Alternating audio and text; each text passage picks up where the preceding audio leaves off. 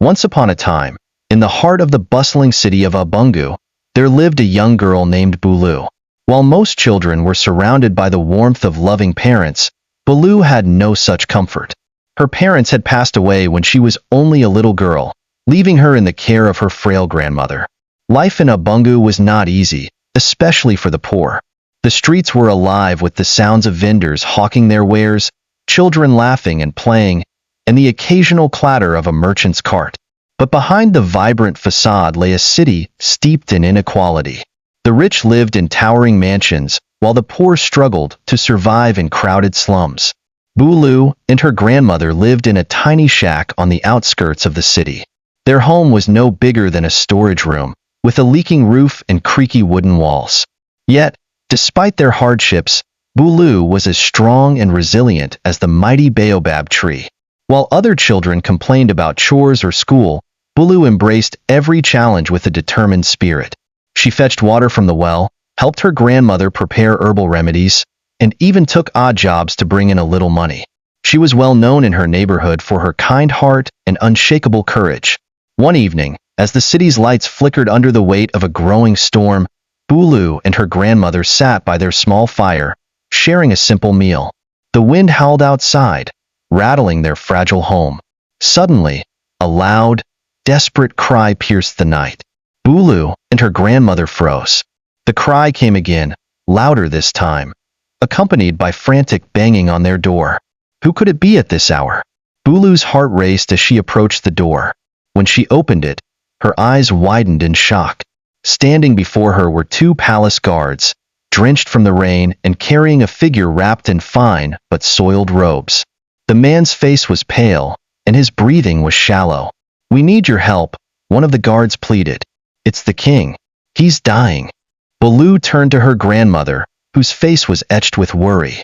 The old woman sighed deeply, her frail hands trembling as she reached for her basket of herbs. "Bring him in," she said, her voice steady despite the storm brewing both outside and within. And so began a night that would change Bulu's life forever. The guards carried the frail king into the tiny home, laying him carefully on the mat that served as Bulu and her grandmother's shared bed. The room, dimly lit by a flickering oil lamp, fell silent except for the labored breathing of the man who ruled the vast city of Ubungo. Bulu stood frozen as she took in the sight. She had only ever heard of King Ikena, a man said to be powerful, wise, and feared by all. Yet here he was, vulnerable and clinging to life in her humble home. "Close the door, child," her grandmother commanded, snapping Bulu out of her daze. Bulu quickly obeyed, shutting out the storm and locking the door. Her grandmother crouched beside the king, her hands moving with surprising steadiness for someone her age. She felt his forehead, checked his pulse, and examined his face with the scrutiny of someone who had spent decades healing the sick. "What happened to him?" the grandmother asked the guards. One guard, a burly man with a scar running across his cheek, hesitated before answering. "We're not sure, but it started 3 days ago. He collapsed during a meeting with his council. The palace physician tried everything, but he only grew worse." "Then," the guard paused, glancing nervously at his companion. "Then what?" Bulu pressed, her voice sharp with curiosity. The second guard, younger and visibly shaken, spoke up. "There are whispers. Some say it's not an illness. Some say it's a curse." The grandmother's eyes narrowed. "A curse?" she repeated, her voice heavy with skepticism. The older guard leaned closer, lowering his voice. "There have been strange happenings in the palace, old woman. Shadows that move on their own, voices in the dark. The king himself spoke of visions before he fell ill. We came to you because the palace is no longer safe." The grandmother sighed, shaking her head. "Whatever this is, it's beyond my understanding. But I will do what I can." She turned to Bulu. "Fetch the healing herbs from the basket, the blue ones," she instructed. Bulu rushed to the corner where the basket was kept, her hands trembling as she sifted through the dried plants. She found the blue herbs her grandmother needed and brought them over. "We'll need water," the grandmother said, her eyes meeting Bulu's. "But the storm," Bulu began. "Now, child," the grandmother snapped, her tone leaving no room for argument. Bulu grabbed a clay pot and threw on her worn shawl. The storm outside was fierce, with rain pelting down in heavy sheets and the streets nearly deserted. As she ran to the nearby well, she couldn't shake the feeling that she was being watched. Every shadow seemed to move, and the howling wind carried whispers that made her skin crawl. She filled the pot as quickly as she could and hurried back, her heart pounding. By the time she returned, her grandmother had prepared a poultice and was applying it to the king's chest. "He won't make it through the night unless we act fast," her grandmother said. She instructed Bulu to light more lamps and bring every blanket they had to keep the king warm. For hours, they worked tirelessly, mixing herbs, chanting prayers, and administering remedies. The king occasionally moaned in pain, his face twisted in agony. Bulu's heart ached at the sight of him, but she refused to give in to fear. As dawn approached, a faint light seeped through the cracks in their walls. The storm had passed, leaving the city eerily quiet. Suddenly, the king's eyes fluttered open. He gasped, his hand weakly reaching out. "He's awake," Bulu whispered, tears welling in her eyes. The grandmother knelt beside him. "Your Majesty, you've survived the night, but you are not out of danger yet." The king's voice was barely audible as he murmured, "Thank you. You will be rewarded." Bulu felt a surge of hope. Perhaps this would be their chance to escape the poverty that had haunted them for so long. But in the silence that followed, a faint knock came at the door. The guards immediately drew their weapons, their faces pale. "Who could that be?" Bulu whispered, fear creeping into her voice. Her grandmother stood, her frail figure casting a long shadow against the wall. Only one way to find out.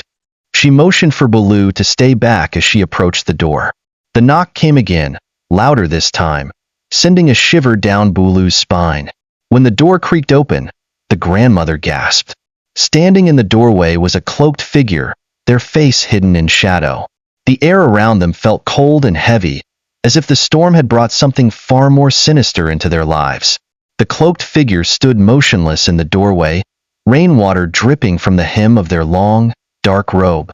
Bulu's grandmother clutched the edge of the door, her face a mixture of defiance and fear. "Who are you?" she demanded, her voice steady despite the tension in the room.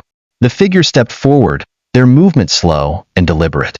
The guards raised their weapons, but the figure held up a gloved hand, stopping them. "I am only a messenger," the figure said, their voice low and cold. "The king's illness has stirred forces that none of you can understand. The remedy you seek will not be found in herbs alone." Bulu's heart pounded in her chest. The air in the room seemed to grow heavier with every word the stranger spoke. "What do you mean?" her grandmother asked, her brow furrowed. The figure turned slightly, their hood tilting toward the unconscious king. "He has been touched by something ancient and dangerous. Healing him will require more than your skills, old woman. You must be prepared for what will come." Without another word, the figure turned and vanished into the rain-soaked streets. The room remained silent for a long moment. The guards exchanged uneasy glances, and Bulu shivered despite the warmth of the fire. Her grandmother finally broke the silence. "Whatever that was, we cannot let it distract us. The king needs us now." The guards nodded, but kept their weapons drawn, their eyes darting to the shadows. Bulu returned to her place by the fire, helping her grandmother crush herbs into a thick paste. They worked tirelessly, applying poultices and chanting old prayers that Bulu had heard many times before. Hours passed, and the first rays of dawn began to peek through the cracks in their walls. The king's breathing steadied, though his face remained pale and his body weak. "It's working," her grandmother whispered, a flicker of hope in her tired eyes. But just as Bulu allowed herself to relax, a sharp knock sounded at the door again. The guards stiffened, their hands tightening on their weapons. "Again," one of them muttered. This time, Bulu moved to the door before her grandmother could stop her. She cracked it open and was met with a familiar face. It was one of the city's street children, a boy named Kobe, who often helped Bulu with errands in exchange for scraps of food. "Bulu," he gasped, his small chest heaving as if he had run all the way there. "Something's happening in the city. People are saying strange things about the king." "What things?" Baloo asked, stepping outside to speak with him. Kobe glanced nervously over his shoulder before leaning in close. They're saying he's cursed. That he brought something terrible back from his last journey. People are scared, Baloo. They're saying anyone who tries to help him will be cursed too. Baloo felt a chill run down her spine. Go home, Kobe, she said firmly. Stay out of sight until things settle down. Kobe nodded and disappeared into the early morning fog. When Baloo stepped back inside, her grandmother's face was grim. The rumors are spreading, she said. If the city turns against us, we'll have nowhere to hide. The guards exchanged worried looks but said nothing. We must finish this, her grandmother continued. If the king recovers, perhaps he can put an end to these rumors. The hours dragged on, and the small home was filled with the scent of burning herbs and the sound of whispered prayers. Baloo fought exhaustion as she tended to the king, wiping his forehead and holding his hand as he drifted in and out of consciousness. Finally, just as the sun began to rise, the king stirred. His eyes opened, weak but clear, and he looked directly at Baloo. You, he murmured, his voice barely audible. You saved me. Tears welled in Baloo's eyes as she turned to her grandmother. He's awake. The guards rushed to the king's side, relief washing over their faces.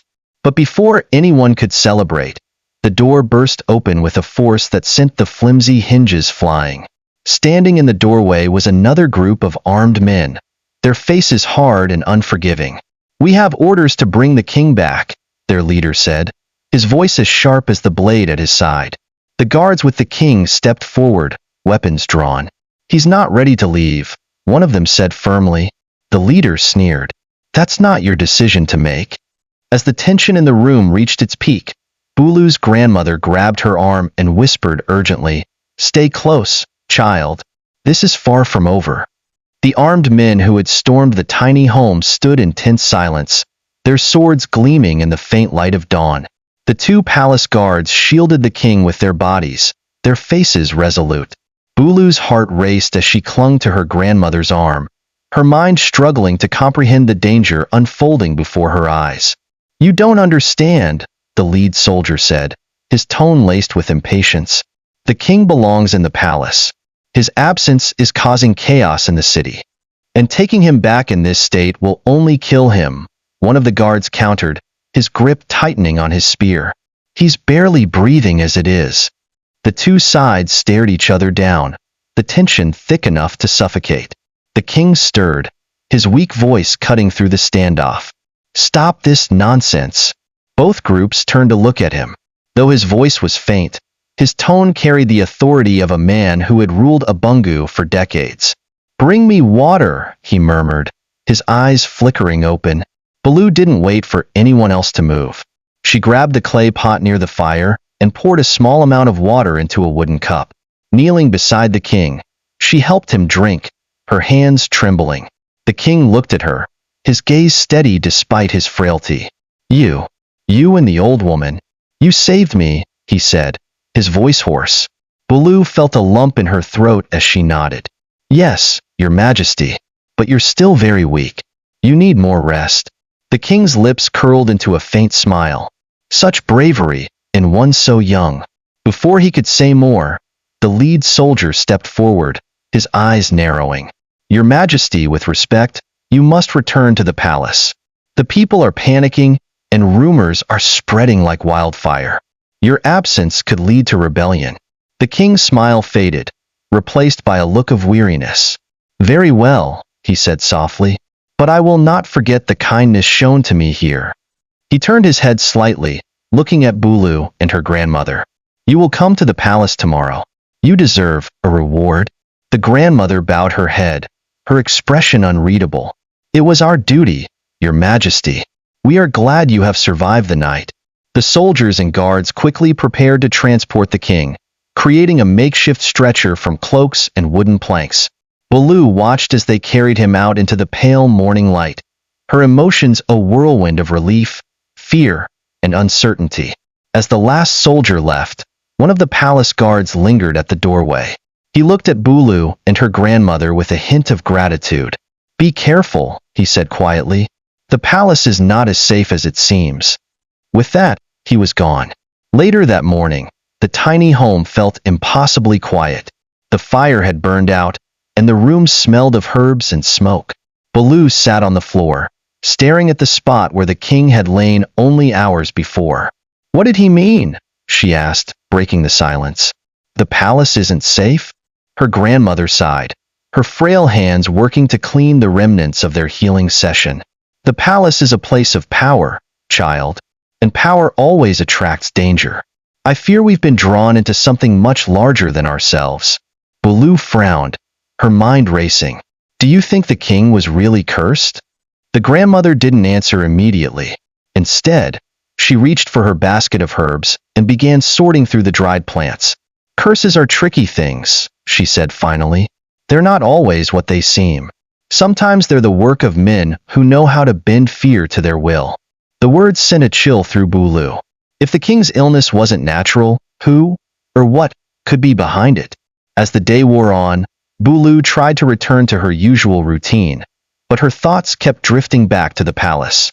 She couldn't shake the feeling that her life had changed in ways she couldn't yet understand. That night, as she lay on her mat beside her grandmother, she stared at the ceiling and whispered, "What if we've made a mistake?" Her grandmother's voice came softly in the dark. "It's too late for regret, child. Whatever comes, we must face it with courage." But as the shadows deepened and the city settled into uneasy silence, Baloo couldn't help but feel that the danger they had seen was only the beginning. Far away, in the towering palace at the heart of Ubungo, the king sat alone in his chamber, his mind heavy with thoughts of the mysterious illness that had nearly taken his life. He had survived, but he couldn't shake the sense that something dark still lingered. And in the shadows of the palace halls, unseen eyes watched and waited. The grandeur of the king's palace was unmatched in the city of Ubungo. Its towering walls, adorned with carvings of ancient rulers and symbols of prosperity, gleamed under the golden rays of the setting sun. But within its vast halls, a foreboding stillness had taken hold. King Ikena sat on his elaborately carved throne, his face pale and drawn. Though he had been carried back to the palace earlier that day, he still felt the weight of whatever sickness, or curse, had almost claimed his life. The royal physician, a wiry man named Abadil, stood before him, a mixture of frustration and fear in his eyes. "Your Majesty, I've examined you thoroughly," he said, his voice trembling slightly. "There are no signs of poison, infection, or any natural cause for your ailment. It is unusual." "Unusual," the king repeated, his voice cold. "What does that mean, Abadil? Speak plainly." The physician hesitated, glancing at the council members gathered in the chamber. "There are whispers, Your Majesty. Some believe this is the work of dark magic." The council erupted into murmurs, their faces a mixture of disbelief and alarm. "Dark magic?" One of the ministers scoffed. "This is nonsense. The king's illness is the result of exhaustion and stress from his recent travels. There's no need to entertain such superstitions." But another minister, a woman named Adana, shook her head. "We cannot dismiss the possibility. Strange occurrences have plagued the palace for weeks. Unexplained noises, flickering lights, and the feeling of being watched. Something unnatural is at play." King Ikena raised a hand, silencing the room. His gaze swept over his council, his expression unreadable. "Enough," he said. "I do not have the strength for your bickering. Abadil, you are dismissed." The physician bowed deeply and left the chamber, his shoulders slumped. The king leaned back in his throne, his eyes closing for a moment. He could feel the weight of the room pressing down on him, the whispers of his council blending with the echoes of his own thoughts. He opened his eyes and addressed the council. "Tomorrow, I will grant an audience to the old healer and her granddaughter who saved my life. Perhaps they can shed light on this mystery."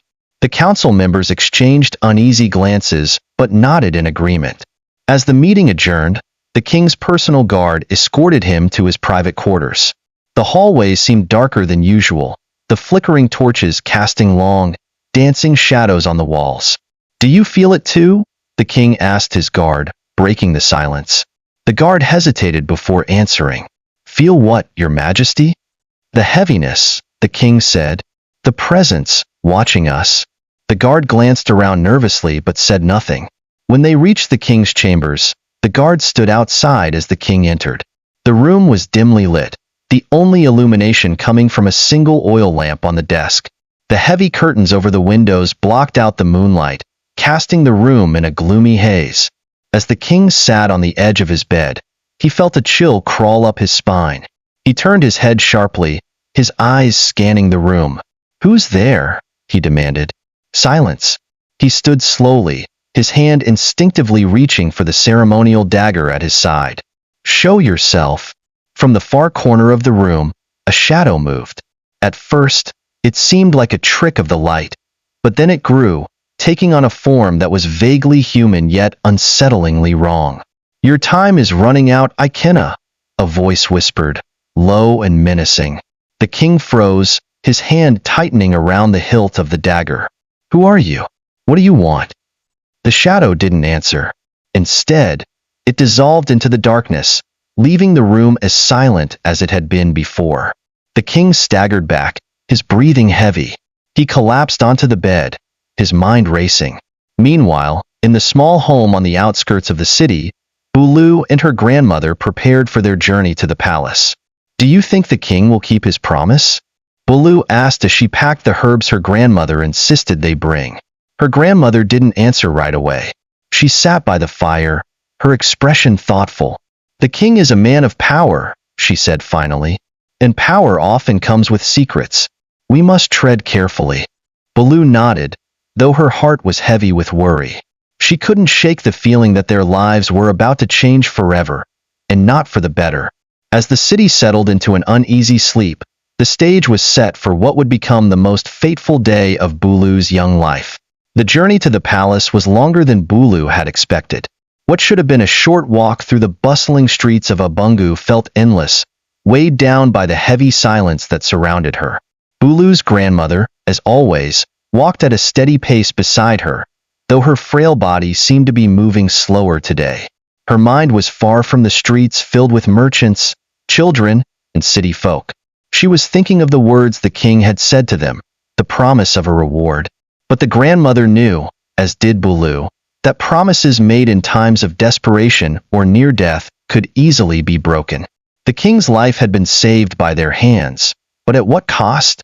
Would they truly be rewarded, or was there something darker in store for them? As they neared the palace gates, Bulu looked up at the towering structure with awe and trepidation. She had seen the palace from afar, of course, but standing at its foot, it was overwhelming. It wasn't just a place. It was a symbol of power, wealth, and something far more mysterious.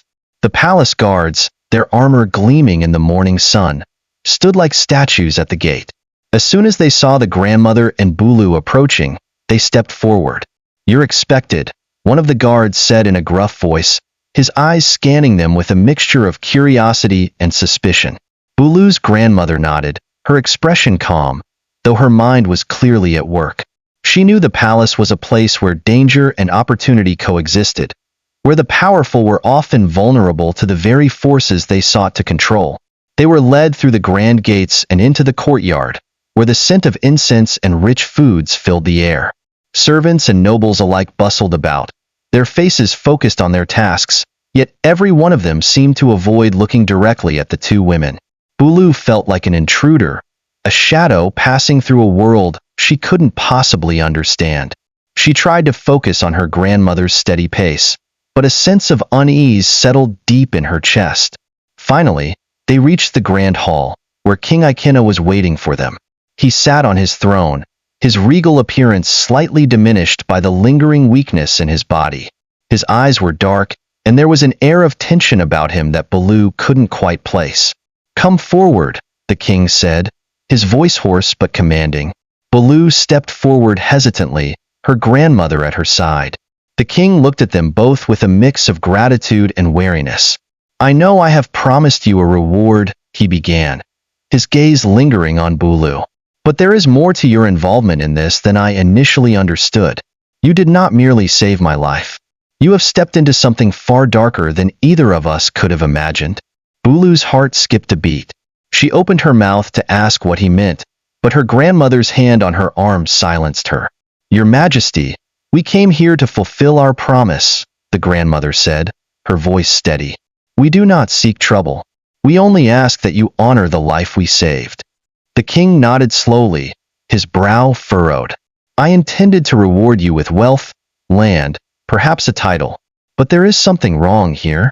He gestured to the shadows that seemed to press against the walls of the hall, the flickering torches casting eerie shapes across the room. "Something that has been following me. Something that doesn't belong." Bulu could feel the weight of his words, a chill crawling down her spine. Whatever the king was referring to, it was beyond sickness or mere superstition. The palace itself seemed to pulse with a strange, unnatural energy. "I do not know what this is," the king continued, his voice lowering. "But I can tell you this. It has begun to affect the people. The city is restless. Strange occurrences are happening, and rumors of curses and dark forces are spreading like wildfire." Bulu's grandmother stepped forward. "Then we must work quickly. If there is something dark in the palace, something that is causing this fear, we must root it out. Otherwise, your kingdom will fall apart from the inside." The king's eyes narrowed as he considered her words. Then, he gave a small nod. "You may be right, old woman. I have trusted my advisors, but even they are fearful. I am no longer sure who to trust." Bulu could feel the weight of his words like a looming storm. "What do you need from us, your majesty?" she asked, her voice steady despite the uncertainty swirling inside her. The king looked at her intently. "I need you both to stay. I need you to help me uncover what has been festering in the shadows of this palace. If you leave now, the darkness will consume us all." A long silence stretched between them. Bulu's grandmother's face softened, and she nodded slowly. "We will stay, your majesty. But we must have your word that you will help us, as we have helped you." The king leaned forward, his eyes burning with a quiet intensity. "You have my word. Whatever it takes." At that moment, the heavy doors to the hall suddenly slammed open with a force that rattled the walls. A figure emerged from the shadows, cloaked in black, their face hidden beneath a hood. The room fell deathly silent. The figure raised a hand, and the air seemed to grow colder. "The king has made his choice," a voice rasped from beneath the hood. "But you are too late. The end is already here." The figure stepped forward, and a low murmur rippled through the court. The guards immediately raised their weapons, but none dared to move closer. The figure's presence was unnerving, as if they had summoned the very darkness that seemed to pulse around them. "Who are you?" the king demanded, his voice filled with both authority and fear. The figure didn't answer. Instead, they reached into the folds of their cloak and pulled out a small, glimmering stone, one that glowed with an eerie, unnatural light. "I have seen the king's fate," the figure said, holding the stone aloft, "and it is already sealed. The curse cannot be undone." Bulu and her grandmother exchanged a look, their hearts pounding in their chests. Whatever this was, it had only just begun. The air in the great hall grew thick with tension as the cloaked figure held the glowing stone above their head. The soft hum that emanated from the stone filled the room, vibrating through the stone walls and seeping into the hearts of those present. The guards stood frozen, their weapons lowered as if paralyzed by the strange power radiating from the figure. Bulu felt a chill creep up her spine. There was something deeply unnatural about the stone, and something far darker about the figure who held it. She had seen many strange things in her young life, but never anything like this. The king's expression darkened. "Who are you?" he demanded again, his voice strong, though it trembled slightly with the weight of his own fear. "What is this madness? Why do you threaten my kingdom?" The figure lowered the stone, but their hooded face remained hidden, concealed by shadows. "I do not threaten, your majesty," the figure rasped. "I come with a warning. The curse that plagues you cannot be removed by mere healing, nor by the power of wealth or influence. It is ancient, woven into the very fabric of this land." Bulu's heart skipped a beat. A curse. Was this what had caused the king's sudden and mysterious illness? What did the figure mean by a woven into the very fabric of this land? "You speak in riddles," the king retorted, his eyes narrowing. What curse are you talking about, and how do you know of it? The figure's voice grew even colder. It is not a matter of knowing. It is a matter of fate. This land has long been cursed, long before your father's rule, before your grandfather's. It is in the blood of the royals, entangled with the very roots of this city. You have been the keepers of a dark secret, King Ikena, a secret so powerful that it could bring ruin to all of Abungu. The stone began to pulse with an eerie, rhythmic glow, casting shadows that seemed to dance around the room. The temperature in the hall seemed to drop by several degrees. Bulu shivered, her fingers clenching tightly around her grandmother's arm. King Ikena's eyes widened. What do you mean? Speak plainly, or I will have you removed from this palace. The figure tilted their head, as if considering the king's words. Then they spoke once more, their voice now thick with ancient power. The blood of the royal family is cursed. Long ago, an ancestor of yours made a pact, a deal sealed in blood with an ancient spirit. It is the price for the power and prosperity of this kingdom. Each generation, the pact is renewed, ensuring the survival of the family, but also condemning them. The spirit demands a sacrifice, one life for the protection of all. But that sacrifice has not been made for many years. A hush fell over the room. The guards shifted uncomfortably, and Bulu could feel the weight of the king's gaze on her. Her mind raced. What did this mean for the king? For the city? The figure stepped forward, lowering their hood just enough for the faint light to reveal the sharp features of a woman, though her face was pale and gaunt, as though she had not seen sunlight for years. Her eyes were dark, unnaturally so, and her lips were curled into a thin, bitter smile. You, the figure said, her voice now directed at Bulu. You are the one who will break the pact. Bulu's stomach twisted in fear. Me? I don't understand. What are you talking about? The figure's eyes glittered with a cold knowing. You saved the king, yes. But the price of that act was much greater than you realize. You have bound yourself to the curse, whether you wish to or not. The spirit has marked you. You are the key to breaking the pact and freeing this land from the eternal cycle of blood and sacrifice. Bulu took a step back, her heart hammering in her chest.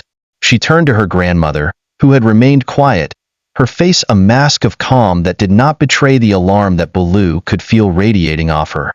Grandmother, Bulu whispered, what does she mean? How could I be the one to break this curse? Her grandmother's eyes met hers, soft but filled with an understanding that sent a cold shiver down Bulu's spine. It is an old story, child, her grandmother said quietly, one that I feared you would have to face someday. The royal family has been haunted by this curse for generations. The one who saves the king, the one who brings him back from the brink of death, is always marked by the spirit. The pact must be fulfilled, and only through the sacrifice of the Savior can the land be freed. Bulu's heart pounded in her chest. No, it can't be. There has to be another way. But the figure shook her head, her lips curling into a cruel smile. There is no other way, child. The pact has been in place for centuries. It cannot be undone. You will either fulfill your part, or the curse will consume you, and all who remain will suffer. The king's voice cut through the tension, his tone filled with a mixture of anger and helplessness. So this is my fate? My family's fate? To live in power at the cost of the lives of others? His voice broke as the weight of his ancestors' choices seemed to crush him. Tell me, what must I do to break it? I cannot stand to lose anyone else, especially not a child. The figure's expression softened just slightly, as though pitying the king's futile attempts to resist. There is no breaking it, but there is a way to end it. Bulu must give her life. The pact will be sealed, and the kingdom will be saved. There is no other choice. Bulu felt as though the ground had been pulled out from beneath her. Her vision swam, her breath coming in short, ragged gasps. She had saved the king, only to learn that her reward was death. But before she could say another word, her grandmother's hand gripped her arm firmly, anchoring her to the present. No, her grandmother said, her voice unwavering. There must be another way. This is not the end. The figure's eyes narrowed, her lips curling into a smirk. You dare defy the will of the spirit? I dare, the grandmother said boldly, standing tall despite her frailty. The spirit may control fate, but not the hearts of the living. I will find another way, even if it means defying the gods themselves. Bulu felt a flicker of hope. Could it be true? Could her grandmother find another way out of this curse? But as the figure stepped back, the stone in her hand flaring brighter, she only spoke one final, chilling sentence. You will not escape what is coming. The spirits will cannot be denied. And with that, the figure vanished into the shadows as quickly as she had come, leaving behind only the cold, oppressive silence. The room seemed to spin as Bulu and her grandmother stood there, the weight of the figure's words hanging heavily in the air. The curse had been revealed, but the true battle was just beginning. The grand hall was silent, save for the soft echo of the figure's final words lingering in the heavy air. The figure's sudden disappearance had left an unsettling stillness behind, and the faint glow from the stone was the only thing that still illuminated the room. Bulu stood frozen, her mind racing, unable to process the horror of what she had just learned. The truth, the curse, the pact, had been far more terrifying than she had ever imagined. And now she, of all people, was supposed to sacrifice herself to end it.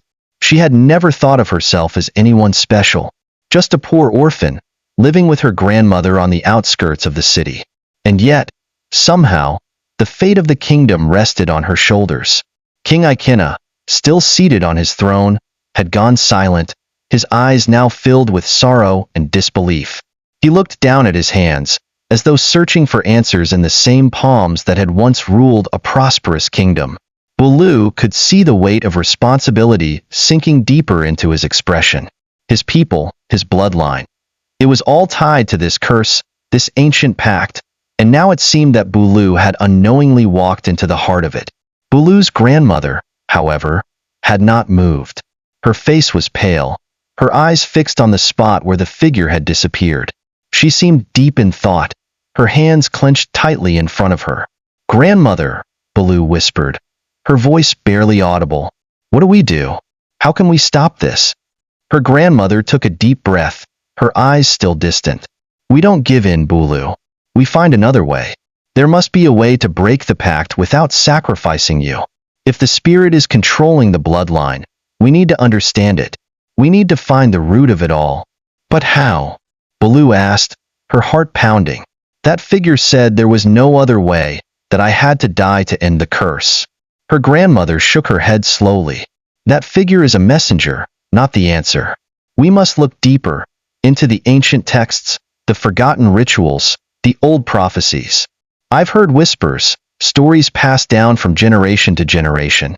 The royal family has always been cursed, but it doesn't mean that sacrifice is the only solution." She looked up at the king, her eyes filled with a fierce determination. "There is a way, your majesty.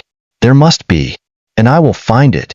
The king, though clearly shaken, nodded in agreement. "I cannot ask her to give up her life. This kingdom, my people, they cannot be saved at the cost of her life." "There's more to this than meets the eye," the grandmother replied. "We will need help. We will need to seek out those who have knowledge of the old ways, the ones who understand the forces at play here." The king rose from his throne, his face set with resolve. "Then we will search together. You and your granddaughter saved my life, and I will not let you both walk into the shadows alone." Bulu looked at the king, then at her grandmother. There was a spark of hope in her chest, but it was small, fragile, almost too delicate to hold on to. Still, she couldn't let go. She couldn't let the curse take control of her fate, not when there was still a chance. "I'll help," she said, her voice gaining strength. "I'll do whatever it takes to save this land. To save myself." The grandmother placed a gentle hand on Bulu's shoulder. "We'll all do it together, child. There is power in knowledge, in the old ways that time has almost forgotten. We'll find it." King Ikena stepped forward, his gaze hardening. "Then we start now. I will send for the royal scribes. We need every ancient text, every scroll that tells of the past, of the pact, of the spirit. We will unravel this curse before it claims anyone else." Later that night, in the royal library. The royal library was an expansive, labyrinthine space filled with towering shelves of ancient books and scrolls. Bulu had never been inside it before. The smell of old parchment and ink filled her senses as she followed her grandmother and the king's advisors into the cavernous room. The king had ordered the scribes to pull every text related to the royal bloodline, the city's founding, and any mention of curses or dark spirits. Bulu felt the weight of the task ahead pressing down on her, but she also felt a growing determination. She had saved the king's life once. She could do it again. As they sat down among the scrolls and texts, her grandmother immediately began scanning through the old manuscripts, her eyes sharp and focused despite her age. Bulu, on the other hand, felt overwhelmed by the sheer amount of knowledge in front of her. The ancient symbols and languages were foreign to her, but she had learned much from her grandmother's stories. Maybe, just maybe, something would stand out. Hours passed, and Bulu's eyes grew heavy with fatigue. The candles had burned low, and the grand library was silent except for the occasional rustling of parchment. The king paced the room anxiously, his mind clearly burdened by the weight of the mystery they were trying to solve. Then, finally, her grandmother's voice broke the silence. "I found something," she said, her voice filled with both excitement and caution. Bulu and the king rushed to her side. The grandmother held up an ancient scroll, its edges worn and its writing faded but still legible. "It speaks of a curse," the grandmother said, her finger tracing the delicate script. "A curse bound by blood, passed down through generations, sealed by a pact made in exchange for the kingdom's prosperity. But here, at the bottom, there is something new, a line about a ritual, a way to reverse the pact, if the spirit can be bound." The king leaned in closer. "A ritual? To bind the spirit?" "Yes," the grandmother replied. "It seems the spirit that controls the curse can be bound, not destroyed. The pact can be broken without sacrifice, if the one marked can wield the ritual's power." "But can we trust this?" Bulu asked, her voice laced with doubt. "This scroll could be centuries old. How do we know it will work?" Her grandmother's eyes softened. "We have no choice but to try. If we don't, the curse will continue, and you will be forced to fulfill your end of the pact." Bulu swallowed hard. "Then we'll try. We'll do it together." King Ikena nodded. "Tomorrow, we gather those who know the old ways. We will perform the ritual, and we will free this land from its chains." As the night grew deeper, Bulu felt the burden of the curse and the growing hope that she and her grandmother could actually end it. But something nagged at the back of her mind, something she couldn't shake. The figure, the one who had warned them, had said there was no other way. But could that be true? Or was there truly another path, hidden in the forgotten corners of the kingdom's history? Whatever the answer, Bulu knew one thing for certain.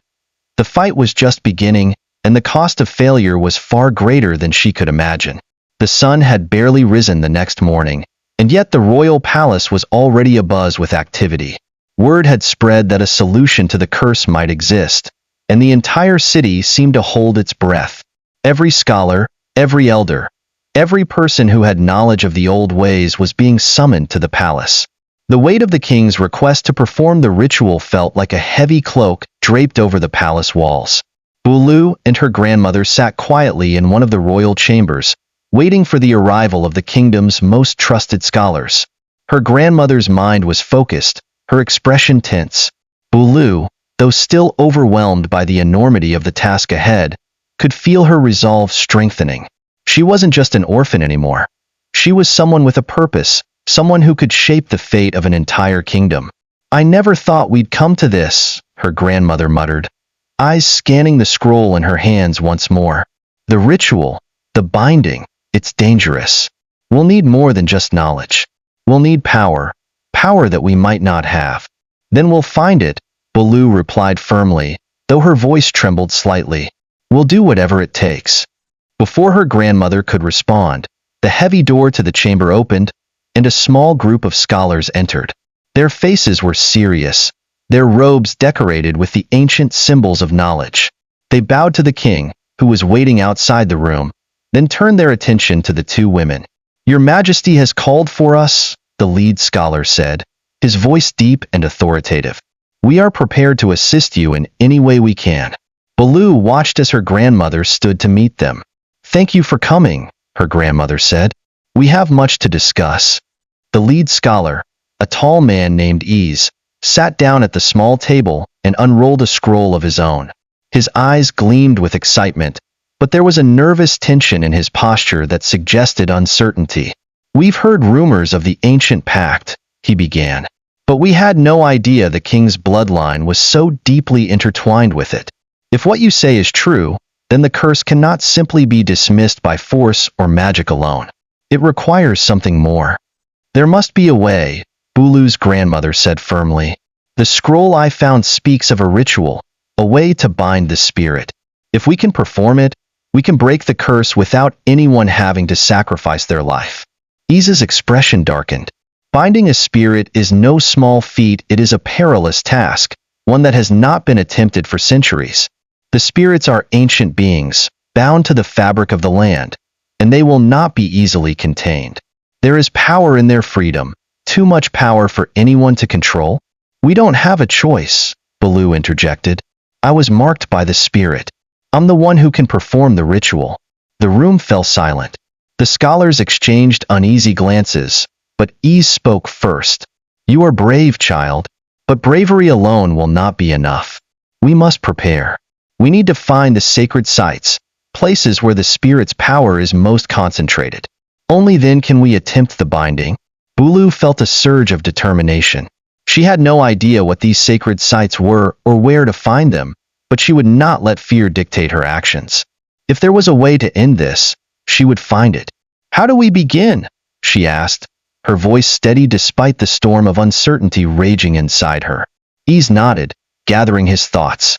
"The first step is to locate the 3 sacred sites. These places hold ancient power and are tied to the spirit's presence. They must be sealed before the ritual can begin. We know of one site, the old temple in the forest. But the other 2 sites, they are lost to history. We must seek out the old legends, the oral stories of the elders." Bulu's grandmother stood and moved toward a shelf filled with ancient books and scrolls. "I know of one elder who might be able to help. He lives on the outskirts of the kingdom, deep in the mountains. He is a man who has lived through the old days, before the city's rise. He may have knowledge of the sacred sites." Ease raised an eyebrow. "That will be a dangerous journey, and not one to be taken lightly. The mountains are treacherous, and the elder, though wise, is reclusive. He may not welcome strangers." "We will go," Baloo said, determination in her eyes. "If he knows anything about the sacred sites, we will find him, and we will bring back the knowledge we need." The scholars exchanged looks, but there was no doubt in their eyes. They understood the gravity of the situation, and they knew the only way forward was to uncover the knowledge that had been buried for so long. The royal palace had always been a place of wealth and power, but it had also been a place of safety. Baloo had never ventured far from it, never beyond the city's gates, let alone to the wild, unpredictable mountains. Yet here she was, standing with her grandmother and a small group of royal guards, ready to embark on a journey that would change her life forever. The mountains loomed in the distance, their peaks shrouded in mist. The air was thin here, and the ground was rough, with jagged rocks and treacherous paths. Bulu had heard tales of the elder who lived in the mountains, a man who was said to have lived for centuries, learning the ancient ways and studying the forces that shaped the land. But these were just stories, stories she had heard as a child, stories that seemed too fantastical to be true. "Do you really think he will help us?" Bulu asked her grandmother as they began their ascent.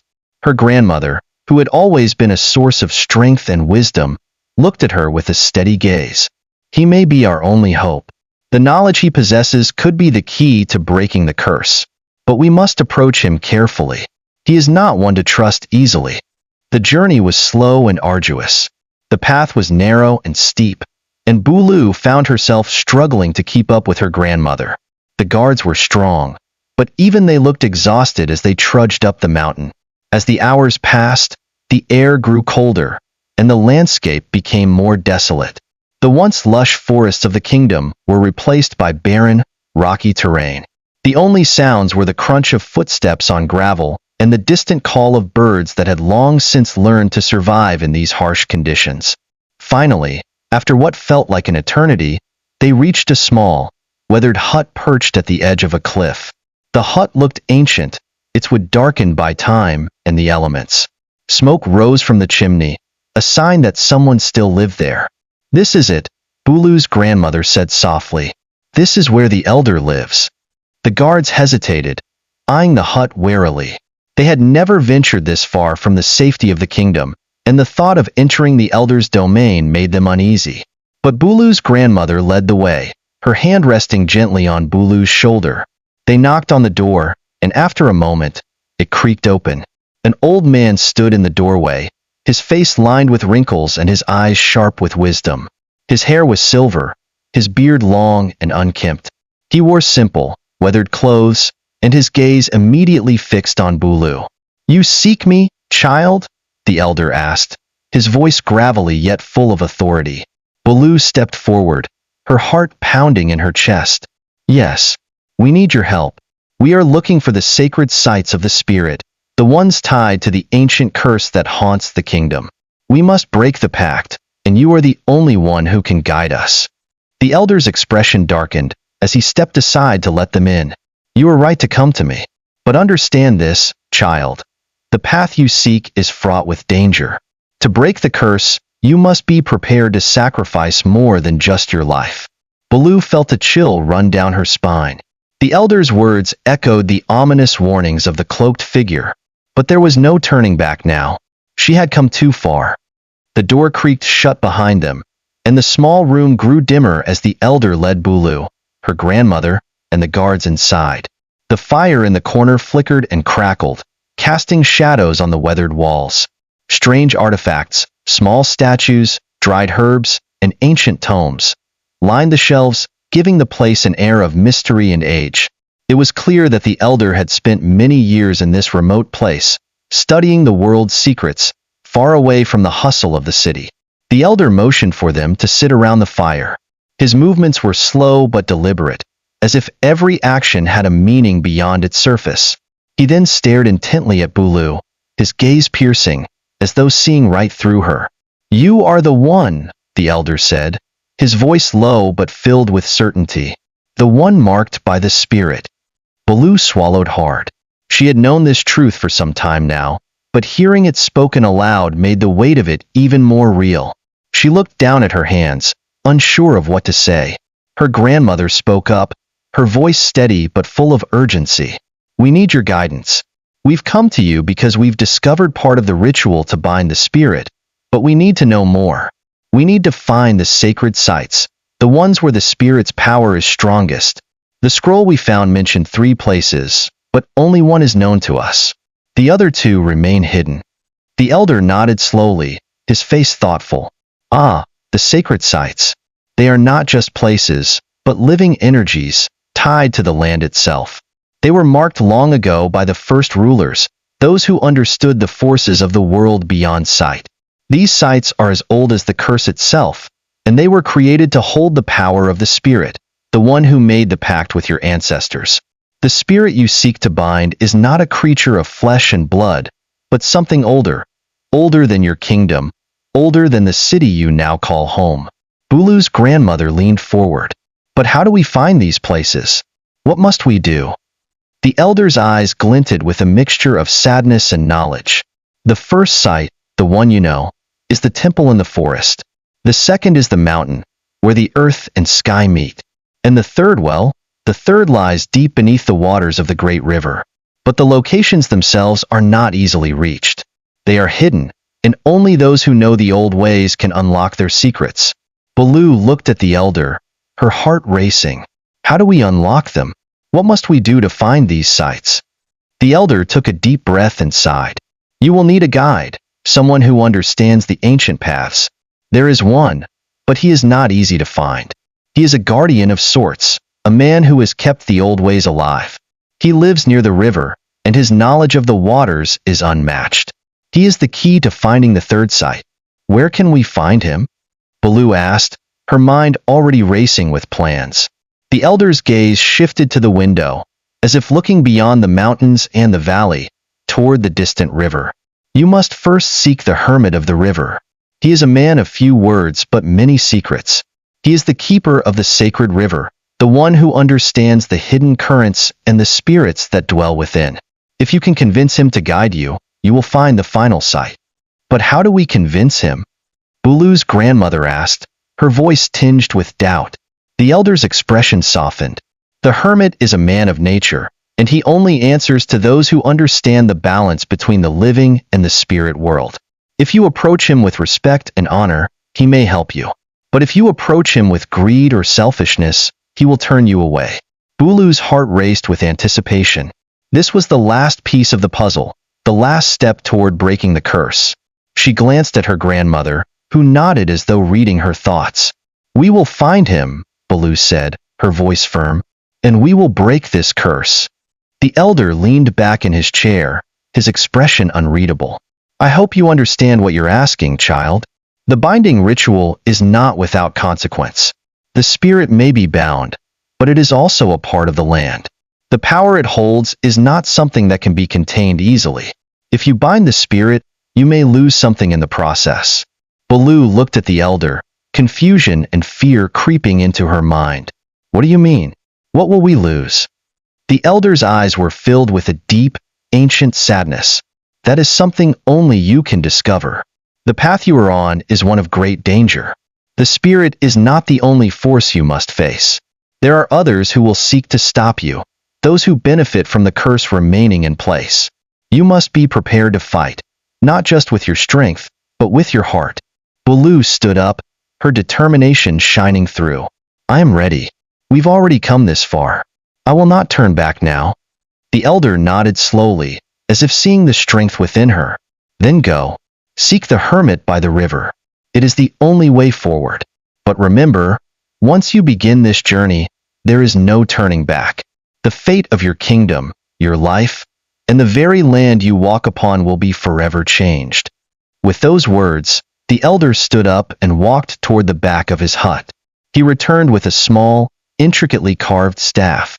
"Take this," he said, handing the staff to Bulu. "It is a symbol of the old ways, a gift to guide you. It holds the power to communicate with the spirits of the land. Use it wisely." Bulu took the staff with both hands, feeling a strange warmth radiating from it. She could feel the ancient energy that coursed through it, a connection to something older than time itself. "Thank you," she said, her voice filled with gratitude. The elder nodded, his face grim. "Now go. Time is not on your side." As they left the elder's hut and descended the mountain, Bulu's mind raced. The river was their next destination. It was a long journey, but they had no choice but to press forward. They needed the hermit's guidance, and they needed to find the last sacred site before it was too late. The path to the river was treacherous. The terrain was even more rugged than the mountains, and the weather had begun to turn. The sky was overcast, and the wind howled through the trees, making every step feel like a struggle. But Bulu was determined. She had no choice but to push forward. As they approached the riverbank, the sound of rushing water grew louder. The river was vast and powerful, its waters swirling with ancient energy. Bulu could sense the presence of something greater, something watching from the depths. And then, in the distance, they saw him, the hermit of the river.